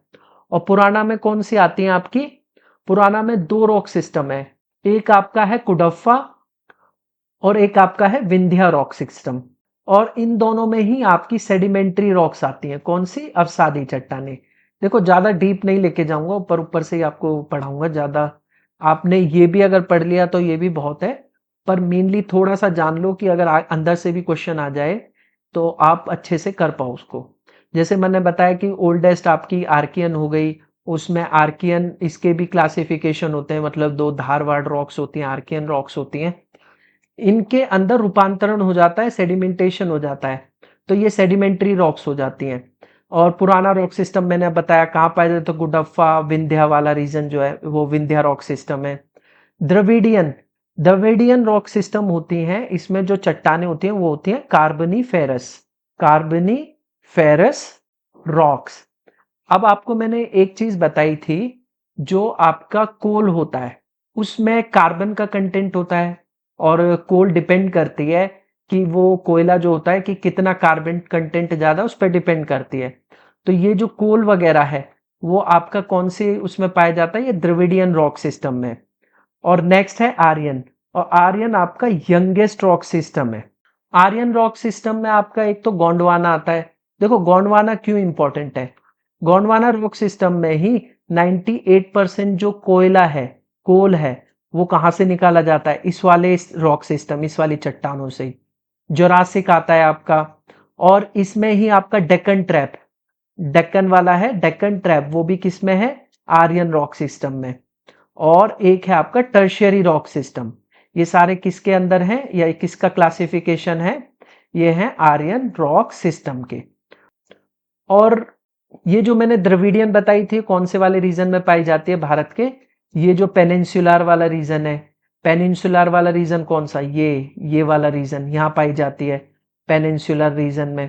और हिमालयन रीजन में पाई जाती है ये द्रविडियन रॉक वाली। और आपका ये जो आर्कियन है ये भी पेनिनसुलर रीजन में पाई जाती है, ठीक है। तो ये पूरा मैंने आपको किसके बारे में बताया, ये रॉक सिस्टम के बारे में बताया। जियोलॉजिकल और सर्वे ऑफ इंडिया के द्वारा कितने, चार मेजर पार्ट में डिवाइड किया गया है, आर्कियन, पुराना, द्रविडियन और आर्यन। तो बढ़ते हैं नेक्स्ट क्वेश्चन की तरफ। अगला क्वेश्चन है question number 17, match the following states with their rank in term of total population as per census 2011। और सेंसस से वही क्वेश्चन मैं आपको थोड़ा सा रिपीट कर देता हूं कि 2011 वाला सेंसस आजादी के बाद कौन से नंबर का था, तो ये 7th नंबर का था। और जब शुरू कब से हुए थे सेंसस, 1872 से, तब से अब तक ये 2011 वाला सेंसस कौन से नंबर का था, 15वें नंबर का था। इसके जो रजिस्ट्रार जनरल है उनका नाम क्या है, उनका नाम है सी चंद्रमौली। फादर ऑफ सेंसस किसे कहा जाता है, तो वो बोला जाता है हेनरी वॉल्टर को। सबसे ज्यादा पॉपुलेशन किस स्टेट में पाई जाती है, यूपी में। सबसे कम कहां पाई जाती है, सिक्किम में। अब आपको ये तो पता है कि यूपी सबसे पॉपुलेटेड स्टेट है, तो फर्स्ट उत्तर प्रदेश किससे मैच होगा, तो ये मैच होगा first second third fourth first से।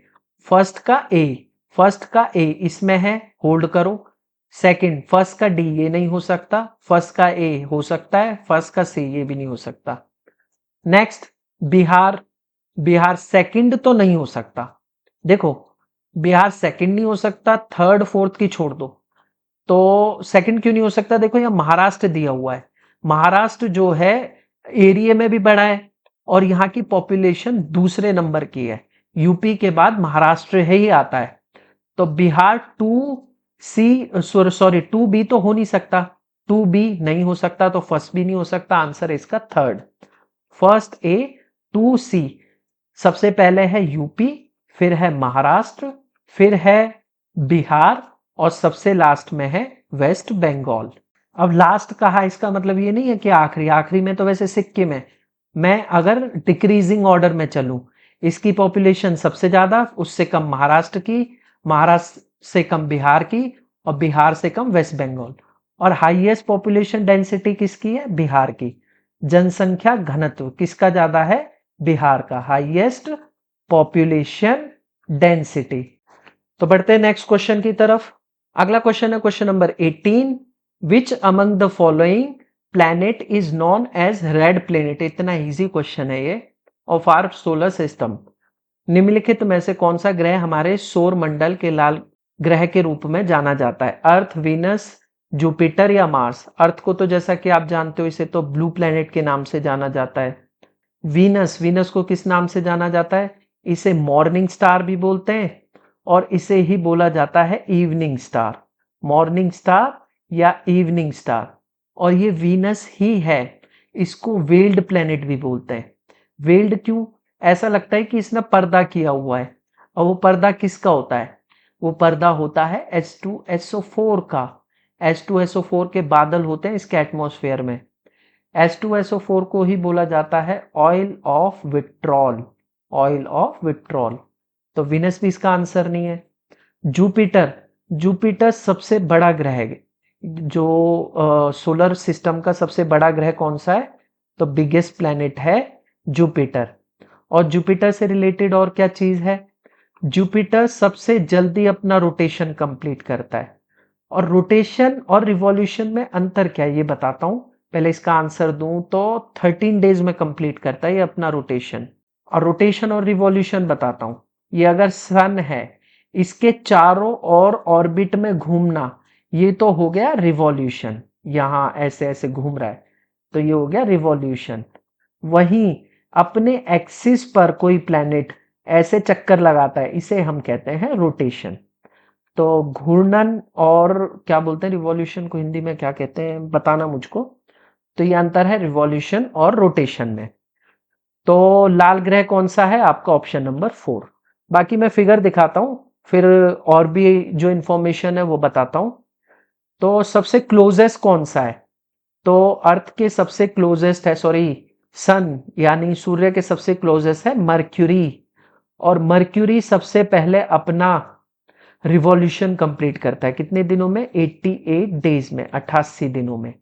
इसके बाद ये दूसरा प्लैनेट देख लो, ये है वीनस। वीनस के बारे में मैंने आपको बता दिया।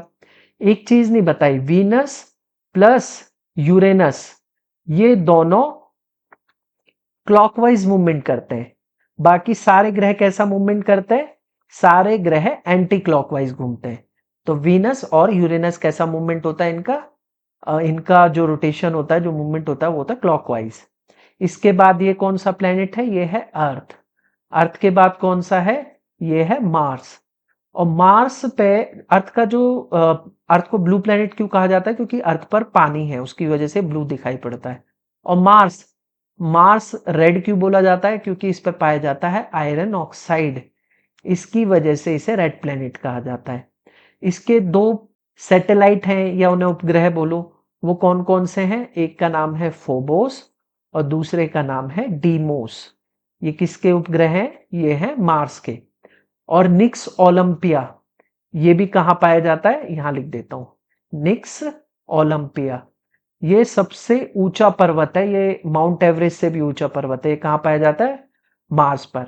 अब ये जो 4 प्लेनेट हैं, इनके बाद ये जो एस्टेरॉइड बेल्ट है, ये क्या है? ये एक एस्टेरॉइड बेल्ट है। ये अलग करती है किसको? इनर प्लेनेट को। इन सबको बोला जाता है इनर प्लेनेट। और ये जो बाकी सारे बाहर हैं इस एस्टेरॉइड बेल्ट के बाहर, इन्हें बोला जाता है आउटर प्लेनेट। इन्हें बाह्य ग्रह भी बोला जाता है। और क्या बोला जाता है? इन्हें बोला जाता है जोवियन प्लेनेट भी बोला जाता है। और इन्हें ही गैसियस प्लेनेट भी बोलते हैं। और इन्हें इनर या फिर इन्हें टेरेस्ट्रियल प्लेनेट भी बोलते हैं। क्यों? क्योंकि इनके ऊपर जो सतह होती है वो ठोस होती है, इसलिए इन्हें टेरेस्ट्रियल प्लेनेट बोला जाता है। अगला कौन सा है? जुपिटर। ये मैंने बता दिया सबसे जल्दी रोटेशन कंप्लीट करता है। और क्या इंपॉर्टेंट है? सबसे बड़ा ग्रह। और इसका उपग्रह भी सबसे बड़ा है, उसका नाम क्या है? गैनीमेड। नेक्स्ट है सैटर्न। सैटर्न इंपॉर्टेंट कैसे है? सैटर्न पे ही एक ग्रह है जो दूसरे नंबर का सबसे बड़ा है, टाइटन। और दूसरी इंफॉर्मेशन क्या? ये रिंग्स पाई जाती हैं। और ये किसने डिस्कवर की थी? ये रिंग डिस्कवर की थी ह्यूजेन ने। और इनके बीच का गैप किसने? ये जो काला काला सा, ये कैसिनी ने डिस्कवर किया था। ये सैटर्न के बारे में हो गया। नेक्स्ट, और ये इतना हल्का है, सबसे लाइट जो प्लेनेट है वो सैटर्न है कि ये अगर पानी पे डाला जाएगा तो पानी में तैरेगा ये प्लेनेट। ऐसा एक क्वेश्चन भी आया हुआ है। उसके बाद है यूरेनस। ये आप देख रहे हो अब 90 डिग्री से ज्यादा, लगभग 90 डिग्री के आसपास लेटा हुआ है, तो इसे लेटा हुआ प्लेनेट भी बोलते हैं, झुका हुआ है अपने एक्सिस पे। और लास्ट है नेपच्यून। और नेपच्यून को मैथमेटिकल कैलकुलेशन के आधार पर डिस्कवर किया गया था। और ये जो बाहर की ये जो एक और बेल्ट देख लो, ये एस्टेरॉयड बेल्ट नहीं है, इसका नाम है क्विपर बेल्ट। तो ये पूरी इंफॉर्मेशन मैंने दी आपको सोलर सिस्टम के बारे में। और इनको अगर अरेंज करें हम बढ़ते क्रम से घटते क्रम की तरफ, तो देखो ज्यादा आपको रटना नहीं है। आप वैसे मैंने इसकी एक ट्रिक भी बताई है, पर ऐसे देखो, इधर के सारे ऐसे अरेंज कर दो, पहले जुपिटर, फिर सैटर्न, फिर यूरेनस, फिर नेपच्यून, ठीक है। फिर इधर से ऐसे अरेंज कर दो।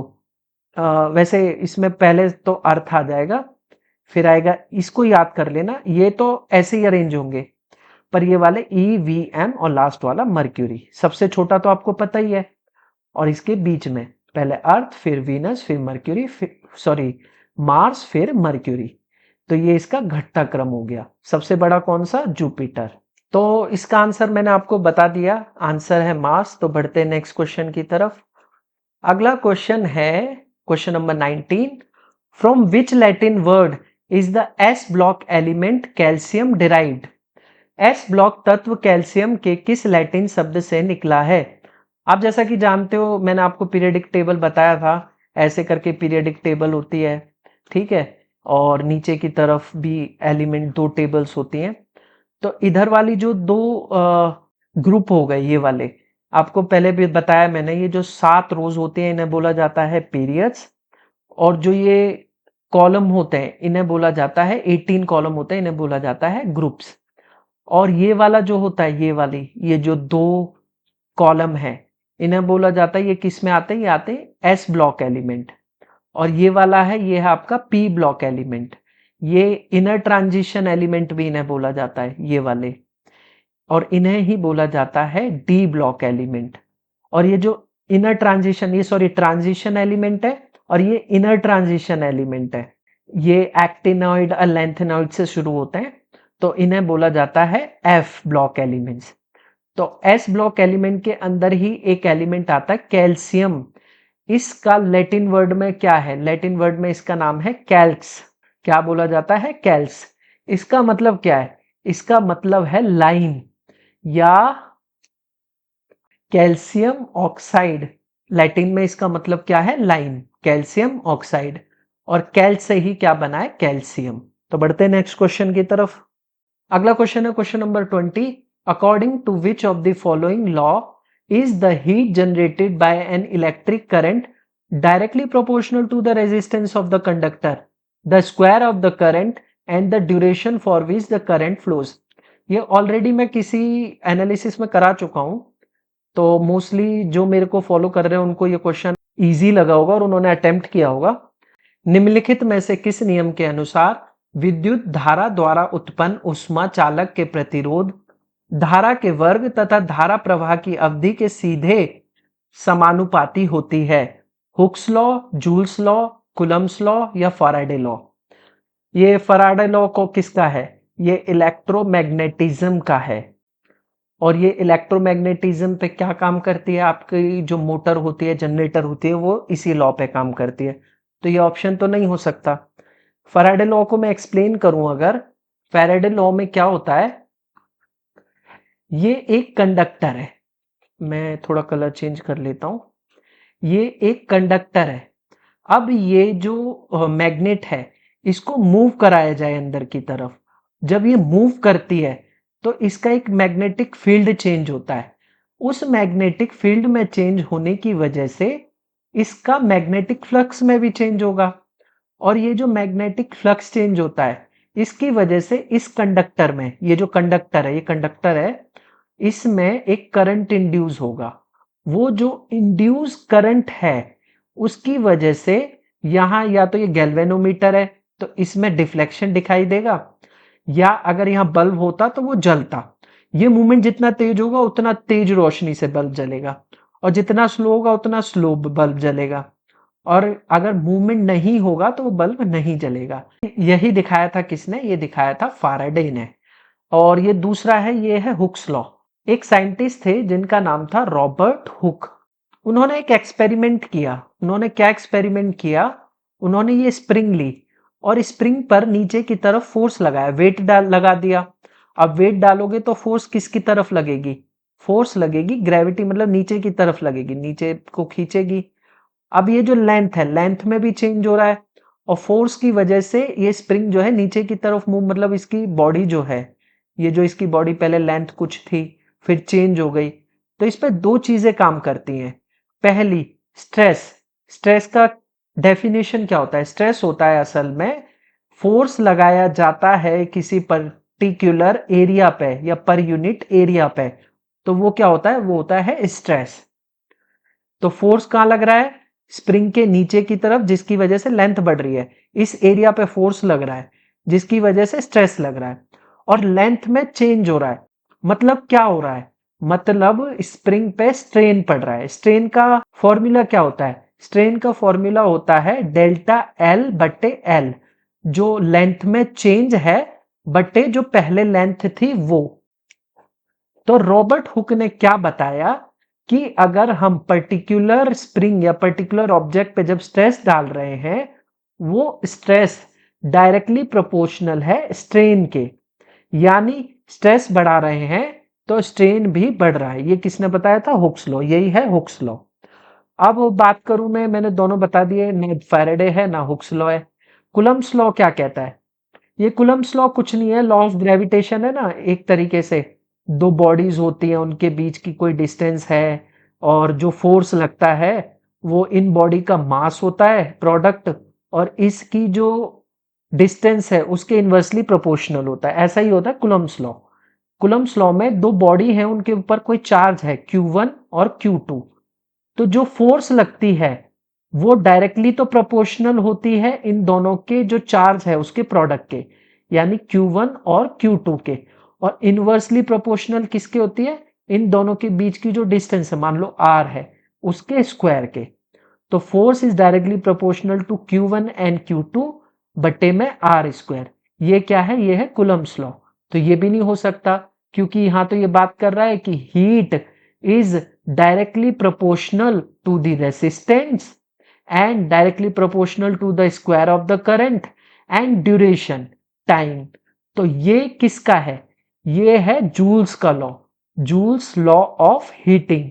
और इसी लॉ पर ही आपकी जो प्रेस होती है और आपके घरों में जो पानी गर्म करने वाली रॉड है, गीजर है, वो इसी लॉ पे काम करते हैं।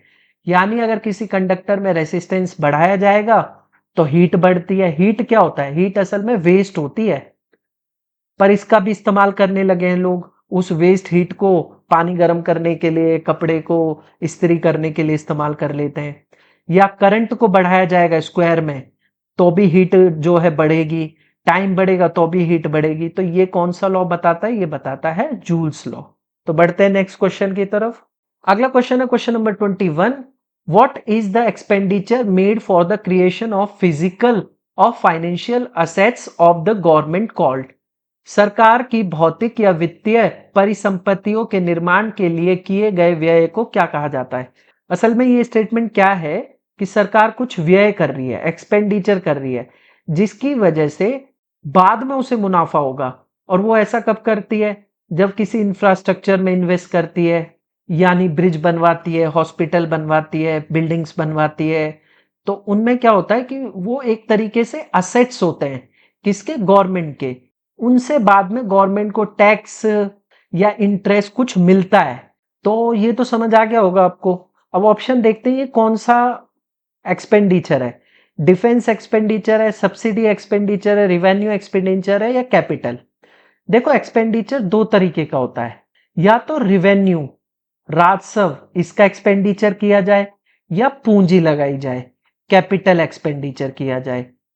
तो दोनों में अंतर भी समझाता हूं मैं और बताता हूं कि कौन सा ऑप्शन नहीं है। सबसे पहला डिफेंस। डिफेंस में देखो, मैं मानता हूं कि मिसाइल्स बना रहे हैं या बिल्डिंग्स बना रहे हैं, वो कैपिटल उसमें लग रही है, पूंजी लग रही है।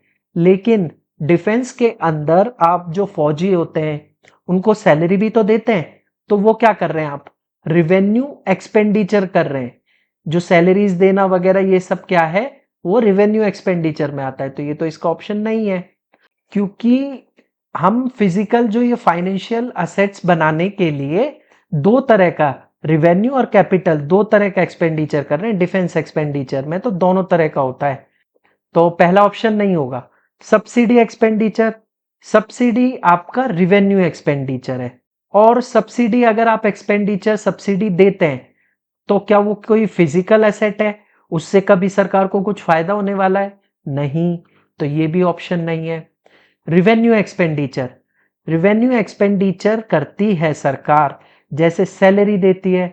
सैलरी से कोई फायदा होने वाला है क्या? सैलरी देंगे, देखो वो बात मैंने मानी कि सैलरी सर्विस के एवज में दी जाती है, पर वो एसेट नहीं है, कोई फिजिकल एसेट नहीं है गवर्नमेंट का, तो ये रिवेन्यू एक्सपेंडिचर नहीं हो सकता। देखो एक याद कर लो, एक से ही देखो, एक ही अगर रिवेन्यू का कोई भी एक चीज है, सैलरी है, फाइन है, कुछ तो काम करता ना। एक भी अगर काम नहीं कर रहा है तो पूरी मशीनरी काम नहीं करेगी, मतलब पूरा रिवेन्यू एक्सपेंडिचर ही फेल हो जाता है। तो ऑप्शन थर्ड भी नहीं है। तो बचा आखिरी एक्सपेंडिचर, पूंजीगत एक्सपेंडिचर, यही इसका आंसर होगा। हम पूंजी लगाते हैं, एक इंफ्रास्ट्रक्चर बनाते हैं, और वो क्या है? वो एक असेट है जिससे हमें आगे चलकर मुनाफा होगा। तो इसका आंसर क्या है? Capital expenditure. तो बढ़ते हैं नेक्स्ट क्वेश्चन की तरफ।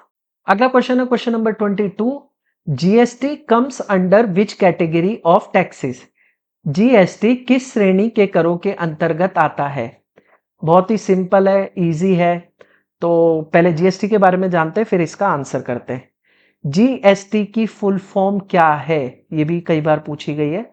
तो इसकी फुल फॉर्म है गुड्स, गुड नहीं, गुड्स, गुड्स का मतलब होता है सामान, वस्तु, एंड सर्विसेज टैक्स। और जीएसटी इंट्रोड्यूस कब किया गया था?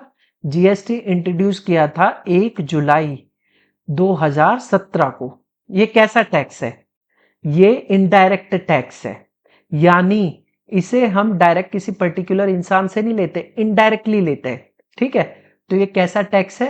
ये एक इनडायरेक्ट टैक्स है, और इसे ही रिग्रेसिव टैक्स भी बोला जाता है। अब मुझे बताना इसे रिग्रेसिव टैक्स क्यों बोला जाता है, ये मुझे कमेंट में बताना, ठीक है। जीएसटी असल में लाया क्यों गया था? इसे लाया गया था ताकि ये रिप्लेस कर सके। रिप्लेस क्या कर सके? Replace many indirect tax. वो कौन से इनडायरेक्ट टैक्स? वो थे VAT, value added tax, service tax हो गया। इन सब की जगह एक सिंगल टैक्स की बात की गई, और वो कौन सा था? जीएसटी। इन सब की जगह पर किसे लाया गया? जीएसटी को लाया गया। अच्छा, इस टैक्स की स्लैब कौन कौन सी है? तो इस टैक्स की स्लैब्स हैं 0%, 5%, 12%, 18% और 28%। अब ये आप मुझे कमेंट में बताना कि कौन से आइटम को 0%, 5% इन कैटेगरीज में रखा है। एक मैं आपको बता देता हूं, वो आइटम्स जो बहुत ही एसेंशियल हैं, जैसे ग्रेन्स हो गए, उन पे 0% टैक्स लगता है, वो इस कैटेगरी में आते हैं, इस स्लैब में आते हैं। अब बताइए 5%, 12%, 80% और 28% में कौन से आते हैं? 28% है, मतलब ये तो लग्जरी टैक्स होगा। तो थोड़ा इनडायरेक्टली हिंट दे रहा हूं, तो बताना। इससे रिलेटेड क्वेश्चन पूछा गया है, इसलिए मैं बता रहा हूं आपको, ठीक है, तो हल्के में मत लेना इसको। अब जीएसटी से रिलेटेड आर्टिकल कौन सा है? तो जीएसटी से रिलेटेड आर्टिकल है 279A। आर्टिकल 279A, इसमें क्या है कि जीएसटी काउंसिल बनाई जाएगी, और इस काउंसिल का गठन कौन करेगा? इस काउंसिल का गठन करेंगे प्रेसिडेंट, यानी राष्ट्रपति, भारत के राष्ट्रपति। और जीएसटी को इंट्रोड्यूस या इंप्लीमेंट कौन से अमेंडमेंट से किया गया था? तो वो अमेंडमेंट था 101 या 101वां अमेंडमेंट 2016। इसके थ्रू ही इंप्लीमेंटेशन या इंट्रोड्यूस किया गया था जीएसटी को। तो ये सारी इंफॉर्मेशन थी जीएसटी के बारे में। तो जीएसटी कौन सा टैक्स है? डायरेक्ट है? नहीं, ये भी नहीं, ये भी नहीं। तो इसका आंसर है इनडायरेक्ट टैक्स। तो बढ़ते हैं नेक्स्ट क्वेश्चन की तरफ। अगला क्वेश्चन है question number 23rd। What is the new name of revamped national manuscript mission that aims to survey, document, digitise and conserve manuscript?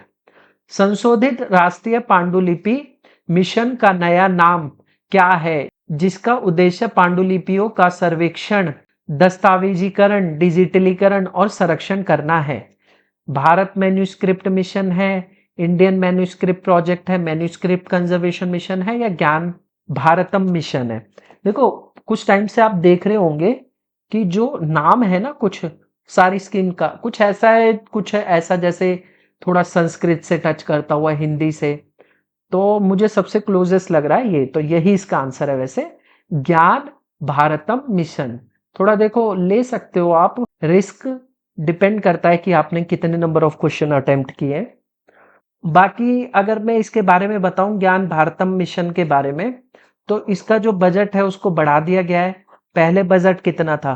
पहले बजट था 3.5 करोड़, इसको बढ़ाकर कितना कर दिया है? 60 करोड़ तक कर दिया है। और इसका एम क्या है? इसका एम है जो 1 करोड़ से भी ज्यादा जो मैन्युस्क्रिप्ट हैं, वैसे मैन्युस्क्रिप्ट को मनुस्मृतियां भी बोलते हैं शायद, कंफर्म नहीं हूं मैं, तो इनको क्या करना है? तो इनका सर्वे करना है, इनको रिकॉर्ड करना है गवर्नमेंट दस्तावेजों में, डिजिटल फॉर्म में इनको कन्वर्ट करना है। तो इसके लिए जो बजट है अब कितना है? 60 करोड़। और इस मिशन का नाम क्या है? ज्ञान भारतम मिशन। और ये किसने लॉन्च किया था? ये नरेंद्र मोदी जी ने लॉन्च किया था। तो बढ़ते हैं नेक्स्ट क्वेश्चन की तरफ। अगला क्वेश्चन है question number 24। What was the theme of world autism awareness day 2025? तो यहाँ आप ऑप्शन देखेंगे, neuro diversity and health, advancing neuro diversity and the UN sustainable development goal, inclusion for all, और autism and education. तो ये थोड़ा question tougher side पे था। अगर आपको नहीं आता है तो इसका आंसर इतना इजी नहीं है करना। वैसे वर्ल्ड ऑटिज्म डे कब ऑब्जर्व किया जाता है? तो ये ऑब्जर्व किया जाता है 2 अप्रैल को, 2 अप्रैल। और इसकी जो थीम थी वो क्या थी?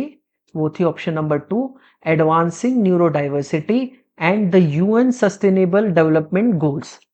तो बढ़ते हैं नेक्स्ट क्वेश्चन की तरफ। अगला क्वेश्चन है क्वेश्चन नंबर 25।